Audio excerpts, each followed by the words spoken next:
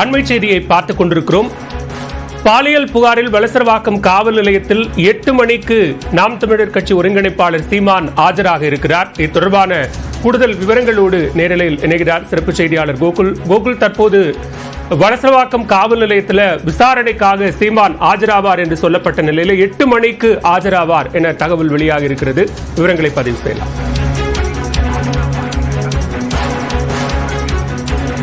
நாம் தமிழர் கட்சியுடைய தலைமை ஒருங்கிணைப்பாளர் சீமான் ஒரு நடிகை அளித்த பாலியல் புகாரில் விசாரணைக்காக இன்றைய தினம் வலசரவாக்கம் காவல் நிலையத்தில் ஆஜராக உள்ளார். சரியாக 8 மணிக்கு சீமான் விசாரணைக்காக ஆஜராக உள்ளார். சீமான் காவல் நிலையத்தில் விசாரணைக்கு ஆஜராகக்கூடிய நிலையில் வலசரவாக்கம் பகுதியில் காவல்துறை குவிக்கப்பட்டிருக்காங்க. காவல்துறையுடைய பாதுகாப்பு ஏற்பாடு தீவிரப்படுத்த நிர்வாகிகளும் தொண்டர்களும் இந்த பகுதிக்கு ஏராளமானோர் வரக்கூடும் என்பதால் இந்த கூடுதல் கண்காணிப்பு ஏற்பாடுகள் செய்யப்பட்டிருக்கு. மேற்கு மண்டல இணை ஆணையர் மற்றும் கோயம்பேடு துணை ஆணையர் தலைமையில் இந்த பாதுகாப்பு ஏற்பாடுகள் செய்யப்பட்டிருக்கு.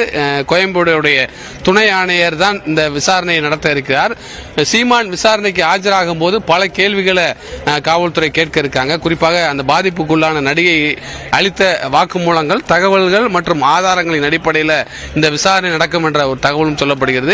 ஏற்கனவே நேற்றைய தினம் விசாரணைக்கு ஆஜராகாத நிலையில் இன்று மீண்டும் சம்மன் அனுப்பப்பட்ட நிலையில் காலையில் சீமான் தரப்பு வழக்கறிஞர்கள் நேரில் ஆஜராகி இன்று இரவு விசாரணைக்கு ஆஜராவதாக தகவல் தெரிவித்த நிலையில் தற்பொழுது சேலத்திலிருந்து விமானம் மூலம் சென்னை வந்திருக்கக்கூடிய சீமான் வழக்கறிஞர்களோடு முதற்கட்டமாக ஆலோசனை நடத்துகிறார். இந்த ஆலோசனைக்கு பின்னர் சரியாக 8 மணிக்கு இந்த வழக்கு விசாரணைக்கு சீமான் ஆஜராகக்கூடும் என்ற தகவல் சொல்லப்படுகிறது. தொடர்ந்து இந்த பகுதியில் மொபைல் யூனிட் என்று சொல்லக்கூடிய கண்காணிப்பு கேமராக்கள் பொருத்திய ஒரு வாகனம் வரவழைக்கப்பட்டிருக்கிறது. அந்த வாகனத்தில் 360 டிகிரிலையும் கேமராக்கள்ல காட்சிகள் பதிவாகக்கூடிய அந்த சிறப்பு ஏற்பாடுகள் செய்யப்பட்டிருக்கு.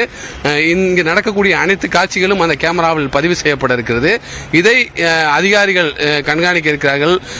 எந்தவித ஒரு அசம்பாவித சம்பவங்களோ சட்ட ஒழுங்கு பிரச்சனையும் இல்லாமல் இந்த விசாரணை நடத்தி முடிப்பதற்கான ஏற்பாடுகள் செய்யப்பட்டிருக்கிறது.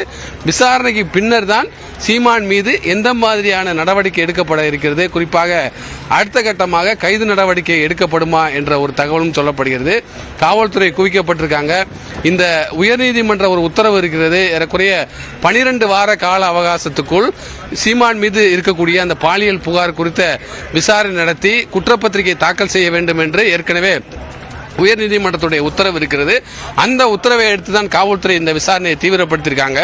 பாதிப்புக்குள்ளான அந்த நடிகையிடம் ஏற்கனவே பெங்களூர் சென்று விசாரணை நடத்திருக்கக்கூடிய நிலையில் அவங்க அந்த நடிகை அளித்த தகவல்கள், அவர் அளித்த வாக்குமூலங்கள் அனைத்துமே காவல்துறை இருக்கக்கூடிய நிலையில் அந்த அடிப்படையில் பல கேள்விகளை காவல்துறை கேட்க இருக்கிறாங்க. இந்த நடிகைக்கும் சீமானுக்கும் எவ்வளவு காலம் பழக்கம் ஏற்படுது, என்ன மாதிரியான பழக்கம் இருக்கிறது என்ற விவரங்கள்லாம் சேகரிக்கப்பட இருக்கிறது.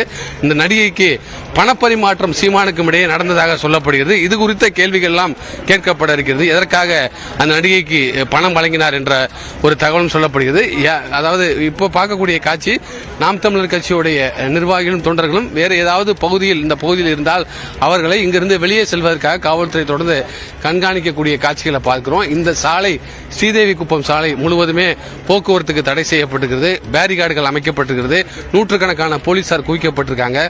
மேற்கு மண்டல இணை ஆணையர் மற்றும் கோயம்பேடு துணை ஆணையர் மற்றும் உதவி ஆணையர்கள் தலைமையில் இந்த பாதுகாப்பு ஏற்பாடுகள் செய்யப்பட்டிருக்கிறது. 8 மணிக்கு விசாரணைக்கு சீமான் ஆஜராகக்கூடிய நிலையில் வலசரவாக்கம் காவல் நிலையம் பகுதியே ஒரு பரபரப்பாக காணப்படுகிறது.